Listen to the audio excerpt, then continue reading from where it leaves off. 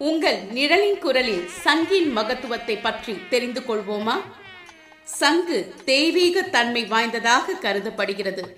மேலும் இது லக்ஷ்மியின் அம்சமாகவும் பார்க்கப்படுகிறது. வலம்புரி சங்கு சிறப்பு வாய்ந்ததாக கருதப்படுகிறது. இது பூஜை, அபிஷேகம் போன்றவற்றுக்கு பயன்படுத்தும் போது புண்ணியத்தையும் பாவங்களையும் நீக்குவதாகவும் நம்பப்படுகிறது. சங்கு ஊதுவது ஆன்மீக முக்கியத்துவம் வாய்ந்ததாக கருதப்படுகிறது. இது பல தோஷங்களை நீக்கும் சக்தி உடையது என்றும் நம்பப்படுகிறது. சுற்றுச்சூழல் மற்றும் சுகாதார நன்மைகள். சங்கு நுண்கிருமிகளை அழிக்கும் ஆற்றலை கொண்டுள்ளது. முன்னோர்கள் வீட்டு வாசலில் சங்கை பதித்து வைத்திருந்தனர். இது வெளிப்புற காற்றை உள்ளே இழுத்து சங்கின் துவாரங்கள் வழியாக சென்று கிருமிகளை அழிப்பதாக நம்பப்படுகிறது.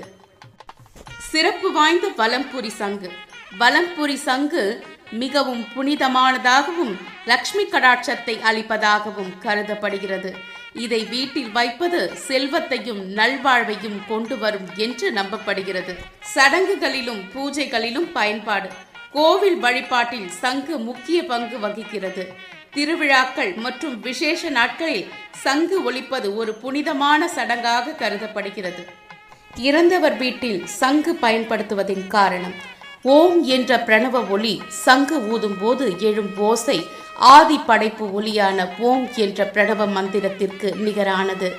இந்த புனித ஒலி ஆன்மா அமைதியாக பயணிக்க ஏற்ற சூழ்நிலை உருவாக்கி ஆன்மாவை பிரபஞ்ச சக்தியுடன் இணைப்பதாக நம்பப்படுகிறது. சங்கு ஒலி அந்த இடத்தில் உள்ள எதிர்மறை ஆற்றல்கள், துர்சக்திகள் மற்றும் அதிர்வுகளை நீக்கி தூய்மையான நேர்மறை அதிர்வுகளை உண்டாக்குகிறது.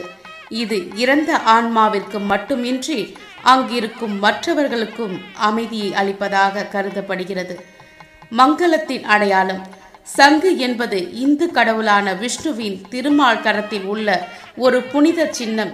இது ஐஸ்வர்யம், வீரம், ஞானம் மற்றும் மங்களகரமான தொடக்கங்கள் ஆகியவற்றை பிரதிபலிக்கிறது.